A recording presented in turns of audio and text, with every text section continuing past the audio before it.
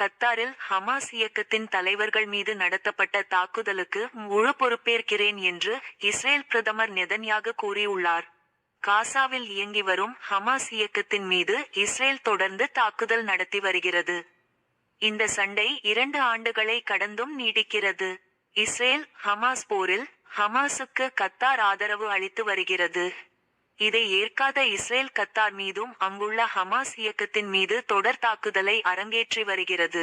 மத்திய கிழக்கு நாடுகள் மத்தியில் இந்த தாக்குதல் பெரும் பதற்றத்தை ஏற்படுத்தியிருக்க, இதற்கு கத்தார் கடும் கண்டனங்களை பதிவு செய்துள்ளது.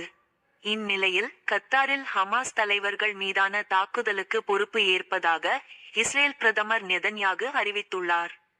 இஸ்ரேல் வந்துள்ள அமெரிக்க வெளியுறவு செயலாளர் மார்க்கோ ரூபியோ நெதன்யாகுவை சந்தித்தார். இருவரும் முக்கிய ஆலோசனை நடத்தினர்.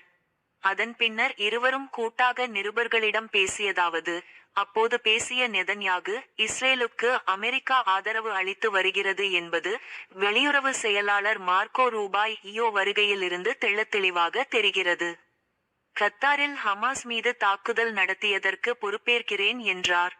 தொடர்ந்து பேசிய அமெரிக்க வெளியுறவு செயலாளர் மார்க்கோ ரூபியோ, காசா மக்களுக்கு நிச்சயம் சிறந்த எதிர்காலம் உள்ளது.